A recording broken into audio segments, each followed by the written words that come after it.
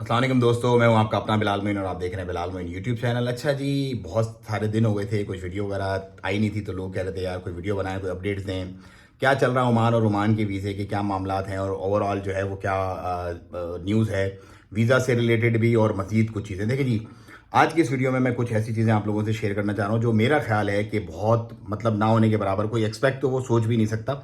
और पूरे सोच समझ के, पूरे ध्यान लगा करके जो भी बातें मैं आप लोगों से करता हूँ, आपको पता है मैं दिल से शेयर करता हूँ सारी की सारी चीज़ें, और जो हक की बात होती है और जो सच की बात होती है वही शेयर करता हूँ।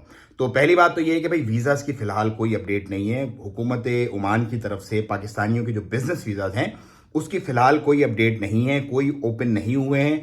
कुछ प्रोफेशन के कुछ लोग कह रहे हैं कि वीज़ाज़ स्पेसिफाइड जो होते हैं प्रोफेशन, उनके वीज़ाज़ इशू हो जाते हैं, लेकिन जो बिज़नेस पार्टनर के जो वीज़ाज़ हैं, बिज़नेस के वीज़ाज़ जो हैं, लेबर्स वगैरह के जो वीज़ाज़ हैं, वो अभी उन पे कोई अपडेट नहीं है, वो वीज़ाज़ अभी इशू नहीं हो रहे हैं। मैं आज मई की, आपको 17 मई की बात बता रहा हूँ। अच्छा, बात यह है कि बहुत सारे लोग बेचारे जो है वो इस वक्त परेशान हैं ओमान के अंदर। क्यों परेशान है? छोटे मोटे बिजनेसमैन, बड़े बिजनेसमैन नहीं, छोटे मोटे बिजनेसमैन, वो इसलिए बेचारे परेशान हो गए हैं कि जो हुकूमत ने पहले तो भाई ठीक है खुला फ्री हैंड दिया कि यार सब लोग आओ ओमान पहुंचो, ओमान पहुंचो।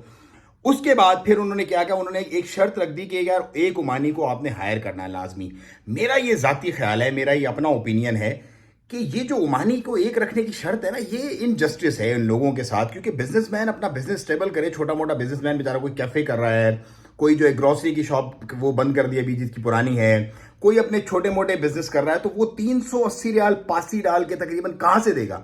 325 रियाल ओमानी की सैलरी, उसके बाद 60-65 रियाल जो उसका पासी इंश्योरेंस बन जाता है, तो वो गरीब नहीं दे सकता। क्योंकि वो उसने अपने बच्चों को भी खिलाना है, उसने अपने बिजनेस को भी कमाना है, उसने किराए भी देने हैं, उसने सारी चीजें करनी। हाँ, जो बड़ी कंपनीज हैं उनके ऊपर ह्यूमनाइजेशन का फैक्टर बढ़ा दो। अगर आपने पहले 40% किया हुआ है तो आप उसको 50 से 60% कर दो।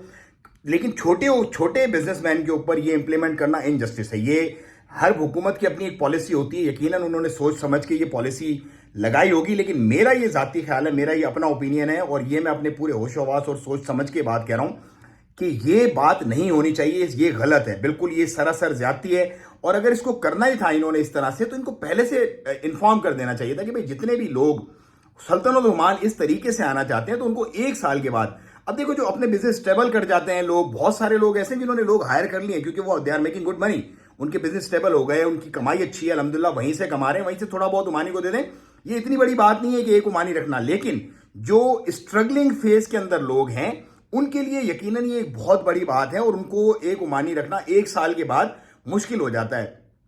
तो इसको थोड़ा सा कंफर्ट देना चाहिए। खैर कंफर्ट दिया भी हुआ है, आपस की बात है, क्योंकि सिर्फ नोटिस और सिर्फ जो है वो मैसेजेस आ रहे हैं, किसी को पेनलाइज नहीं किया, किसी को फाइन अभी तक नहीं किया है। अगर उसने एक साल के बाद कोई उमानी नहीं रखा है अभी तक जॉब पे, तो नंबर एक तो हो गई ये चीज। नंबर दो, अगर उमानी रख भी लेते हो तो उमानी से काम कैसे लोगे? मतलब बड़ी कंपनीज के अंदर तो ठीक है यार, काम वगैरह ले लेते हैं लोग उमानी से, और जो कहीं ड्राइवर में या कहीं भी मैनेजमेंट में कहीं भी आगे पीछे फिक्स करके 80-100 बंदा होता है, तो उसमें 10-15-20 चल जाते हैं, मसला नहीं है, क्योंकि वो बाकी लोग उनका बड़ा उठा लेते हैं। अब जो एक ही उमानी रखेगा बंदा अपनी सर्वाइवल करने के लिए, अपनी स्ट्रगल करने के लिए, उसको अपने हिस्से में से निकाल के देगा, और उसके बाद भी अगर वो उमानी काम ना करे तो फिर बंदा कहां जाएगा? तो ये बड़ी एक सोच समझ और ये हक वाली चीज है जो मैं बता रहा हूं, और बिल्कुल मुझे इसमें कोई खौफ और कोई परेशानी नहीं है, क्योंकि देखो रोजी का राज एक रब होता है, आपको हक की और सच की बात करनी चाहिए। तो ये जो फैसला है ओमान की हुकूमत का, इसमें इनको सोचना चाहिए, और इनको हो सके तो वापस लेना चाहिए, या कम से कम 2 साल इसकी शर्त रख देनी चाहिए कि भाई ठीक है 2 साल में तुम अपना बिजनेस स्टेबल करो, 2 साल के बाद फिर तुम जो है वो उमानी को हायर करो। एक उमानी इतना बड़ा मसला नहीं, जो स्टेबल बिजनेस है, जो सेटल डाउन कंपनीज हैं, उनके लिए कोई प्रॉब्लम नहीं है। मैंने आपको बताया ना, हमारी पीआरओ टीम्स वगैरह 4-5-6 उमानी हैं, लेकिन क्योंकि एक स्टेबल बिजनेस है वहां पर वो सारे मामला निकल सकते हैं, तो हम कर सकते हैं। लेकिन नए आने वाला बंदा जो बिल्कुल स्क्रैच से शुरू कर रहा है, उसके लिए कम से कम 2 साल का इसको करना चाहिए, और इससे आप देखेंगे कि बड़ी एक पोटेंशियल आएगी, और पाकिस्तानियों के वीजास खोलने चाहिए, क्योंकि पाकिस्तानी एक बहुत बड़ी नेशन है, बहुत बड़ी तादाद में पाकिस्तानी जो है वो सल्तनत ओमान आए हैं और अपने उन्होंने बिजनेस वगैरह स्टार्ट किए हैं।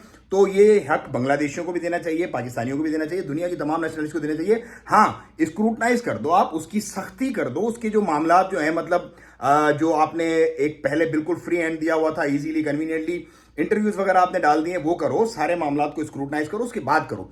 तो भाइयों, वीजा की फिलहाल कोई अपडेट नहीं है इंशाल्लाह। बाकी ओमान की इकॉनमी, ओमान के मामला बहुत फुल थ्रोटल में बेहतरीन तरीके से जा रहे हैं, जैसा कि मैंने एक्सपेक्ट किया था, जैसा मैंने आप लोगों को प्रेडिक्ट किया था। अब जैसे ही ओमान के वीजा इंशाल्लाह खुलते हैं पाकिस्तानियों के लिए, तो फिर इंशाल्लाह मैं आपको अपडेट दूंगा, और फुल थ्रोटल में वैसे ही जैसे काम कर रहे थे उसी तरह से हम दोबारा से जो है वो इस सिलसिले को आगे बढ़ाएंगे। मुझे दे इजाज़त, वीडियो अगर अच्छी लगी तो ज़्यादा शेयर करना, क्योंकि हक की बात सुनना भी और उसको शेयर करना भी एक अच्छा अमल होता है। तो इस वीडियो को आपने ज़्यादा शेयर करना। मुझे दे इजाज़त, अस्सलाम वालेकुम वरहमतुल्लाह।